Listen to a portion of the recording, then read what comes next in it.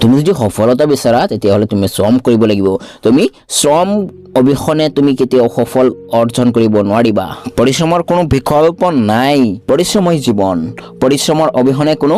ব্যক্তিয়ে জীৱনৰ উন্নতি কৰিব নোৱাৰে তেওঁ কোনো স্থায়ী সুখ প্ৰাপ্ত কৰিব নোৱাৰে শ্ৰমৰ অভাৱত সোসাইটিত বিফল হয় কিন্তু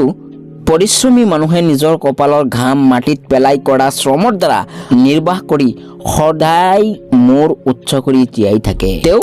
আত্মবিশ্বাসৰে ক'ব পাৰে যে মই পৃথিৱীৰ য'তেই নাথাকো কিয় মই নিজৰ জীৱিকা নিৰ্বাহ কৰিব পাৰিম তেওঁ কেতিয়াও বিতত নহয়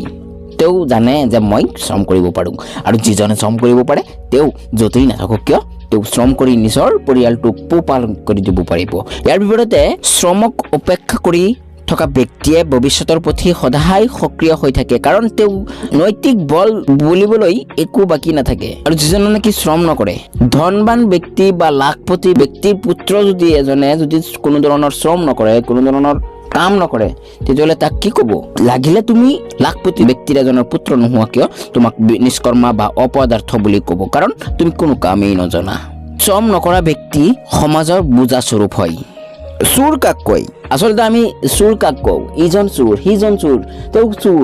তেখেত চোৰ আৰে ভাই যিজনে চোৰ কৰে ঘৰৰ পৰা মানুহৰ বস্তু লৈ যায় তাকে চোৰ কোৱা হয় আসলতে সেইটো নহয় যে বস্তু নিয়াটো চোৰ নহয় আসলতে চোৰ সেইজনে যিজনে কোনো কাম কৰিব নাজানে নিজৰ উপাৰ্জন কৰিব নাজানে মানুহৰ বস্তু খায় সেইজন হয় আসলতে চোৰ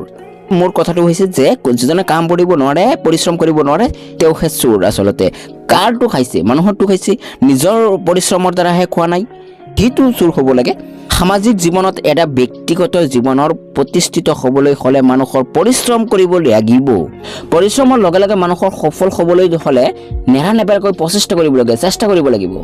এই বিষয়ে এটা কাহিনী কওঁ মই যে এবাৰ এজন ৰজাই যুদ্ধত হাৰি শত্ৰুৰ পৰা ৰক্ষা পাবলৈ এটা গুহাত লুকাই গৈছিল এনেদৰে এদিন পাৰ হৈ গ'ল দ্বিতীয় দিনা ৰজাই দেখিলে যে এটা পৰুৱাই মুখত কিবা এটা খোৱা বস্তু অকণমান বস্তু এটা কঢ়িয়াই লৈ আহিছে ওখ ঠাইত তেওঁ উঠিবলৈ যত্ন কৰিলে বাৰে বাৰে উঠিবলৈ তেওঁ প্ৰয়াস কৰি আছে চেষ্টা কৰি আছে কিন্তু তেওঁ নোৱাৰিলে মুখত লৈ তেওঁ ওপৰলৈ উঠিব নোৱাৰিলে বহুবাৰ যত্ন কৰাৰ পাছত এবাৰ সি সেই খোৱা বস্তুটো টুকুৰা লৈ মুখত লৈ সেই নিজৰ স্থানত গুচি গ'ল এই সৰু বস্তুটো তেওঁ পুৰা নিজ চকুৰে দেখিলে আৰু তেওঁৰ চকুটো খোল খালে যে মই এই পৰুৱাটোৰ দৰে কেলে নোৱাৰো মই এই যুদ্ধত হাৰিলো বুলি এই গুহাত বহি আছো কেলে মই এই পৰুৱাৰ দৰে নহওঁ এই অকণমান বস্তু এটা যদি তেওঁৰ চেষ্টা হেৰুৱা নাই মই কেলে চেষ্টা হেৰাম ৰজাই কিয় নোৱাৰিব ইমান ডাঙৰ ৰজা হৈও তেওঁ কেলে নোৱাৰিব এই ৰজাই সেই কথাটো ভাবি তেওঁ গুচি গ'ল এই গুহাটোৰ পৰা ওলাই গৈ সেই নিজৰ ৰাজ্যত গুচি গ'ল সৈন্যসকলক সংগঠন কৰিলে যুদ্ধ কৰিলে তেওঁ শত্ৰুক পৰাস্ত কৰিলে নিজৰ ৰাজ্য উদ্ধাৰ কৰিলে এইটোই তেওঁৰ চেষ্টাৰ ফল আত্মবিশ্বাসৰ ফল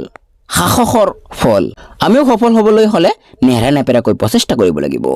এবাৰ নোৱাৰিলো বাৰ বাৰ কৰিবলৈ চেষ্টা কৰিম তেতিয়াহে আমি সেই যিটো আছে সেইটো পাৰিম এটা কথা মন কৰিব লাগিব যে সফলতাৰ পথ শ্ৰম আৰু চেষ্টাৰ সোপানৰ মাজেদিহে যায় নিজৰ যত্ন প্ৰযত্নৰ দ্বাৰা লক্ষ্যত উপনীত হ'ব পৰা যায় পৰিশ্ৰম আৰু নেৰানেপেৰা প্ৰচেষ্টাই হৈছে সফল জীৱনৰ সাধনৰ বীজ স্বৰূপ সেই কাৰণে আমি সদায় চেষ্টা কৰিব লাগিব আমি যদি এটা বস্তু কৰি যদি ৰখি যাওঁ তেতিয়াহ'লে নহ'ব মই কেলে নোৱাৰিছোঁ এবাৰ কৰিছোঁ হাৰি গৈছোঁ দ্বিতীয়বাৰ নেক্সট টাইম আকৌ কৰিম মই পাৰিম এদিন নহয় এদিন পাৰিম